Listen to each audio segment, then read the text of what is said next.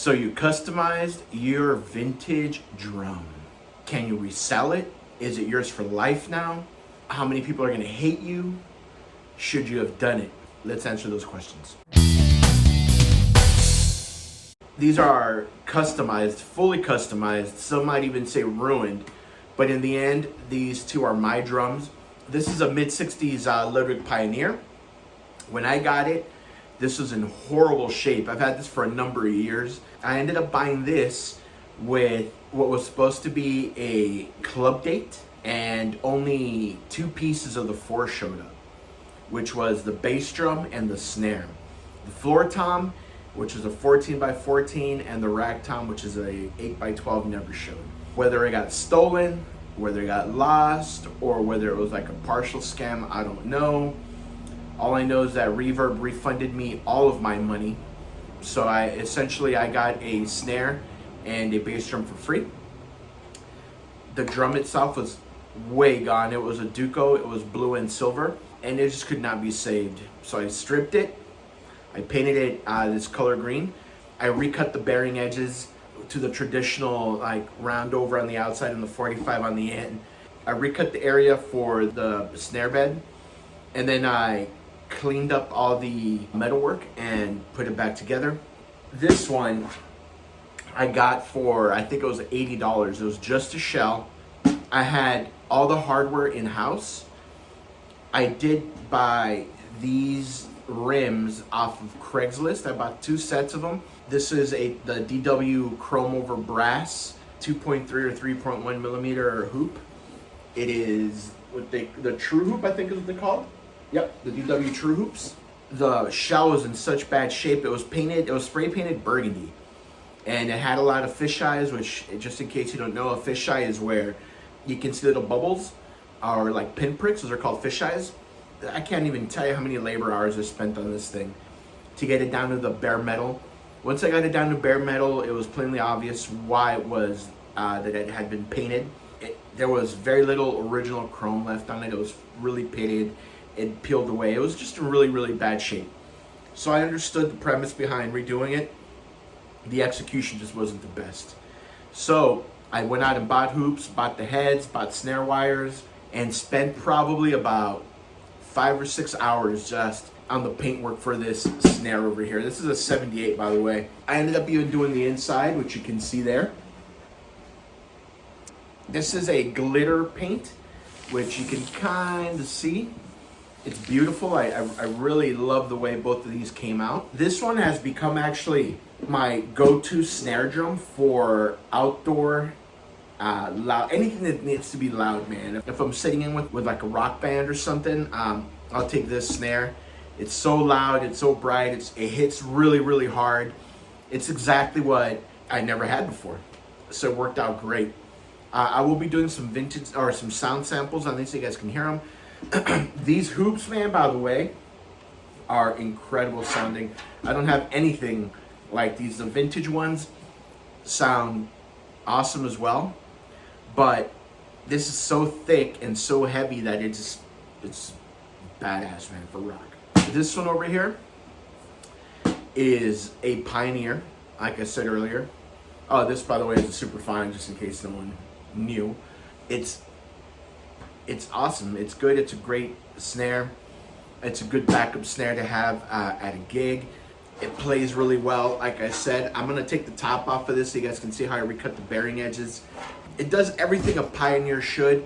Obviously, it sounds very open because it only has 6 lugs. And I dig it. It's a really good snare. It's something that we should all have, a good like 6-lug snare for that vintage sound. When you want it to be open. Hopefully you'll hear what I mean when I play these samples for you. Taking one of these vintage drums and restoring them pisses off a lot of people, obviously. Because everyone says, you should always go back to stock, nothing but the way it came out of the factory. While I do subscribe to that, if whatever drum it is that you're repairing calls for that. This one, for example, was so far gone that I could never have restored it. It wouldn't have, there's nothing that would have kept all that paint from not flaking off. It was really that bad. And this one, if I would have sold it, most likely, people would have stripped it of all its parts and then just gotten rid of the shell because it was in such bad shape. Which is why when I got it, it was only the shell. So what does that mean? You're never gonna get what you invest in one of these. You know, right now the market is a little soft, between like 325 and like 375. No one's gonna want to buy it on the high end because it's, you know, not original, which is fine by me. This is a forever drum for me. But if I were to sell it, I'd ask 320 and hopefully get like 275, 280 off of it, hopefully.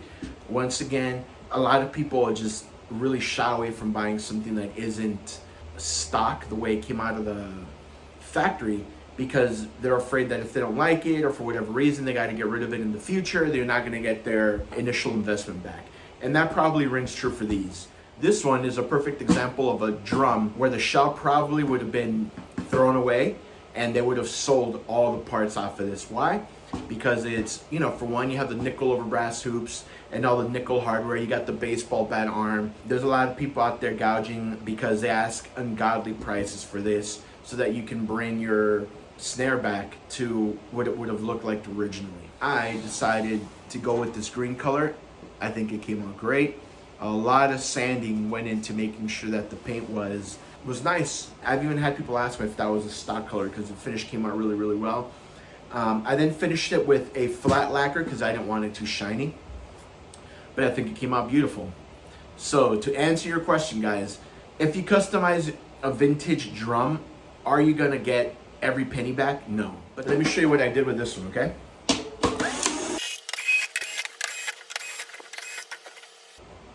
Okay, as you can see, as I painted it, once I painted it, that's when I recut all my bearing edges, and so you get that nice, really clean look.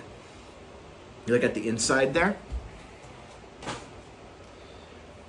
You know, the bearing edges came out super clean. After I recut the edges, I sanded them down just so that they wouldn't be too sharp. And yeah, I was very, very happy with the way it came out. As you can see, you can always tell this was actually a Duco style because there's nothing there in the sense of like wrap between the outer ply, right? And it came out super cool. I really, really, really dig it. And like I said, this is one of my drums that's gonna be with me for forever, or until I just can't drum anymore. The bottom side, which I'm not gonna take off because I don't wanna undo the snares, is the same thing.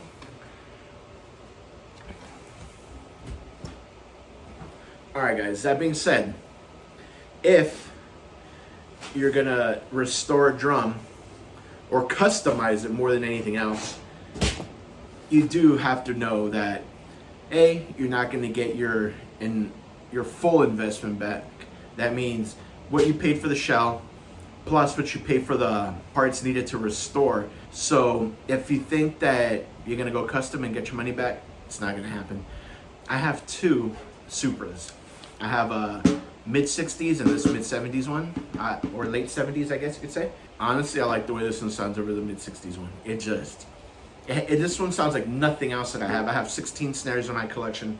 If you guys want to see them all at one time, let me know. If you guys have comments or questions, and you know, we could start a discussion. It might lead to another video. You never know. Let me give you a quick sample of what they sound like, and we'll go from there. As always, please, if you like the videos we're putting out, like, subscribe, and share our videos with the community of drummers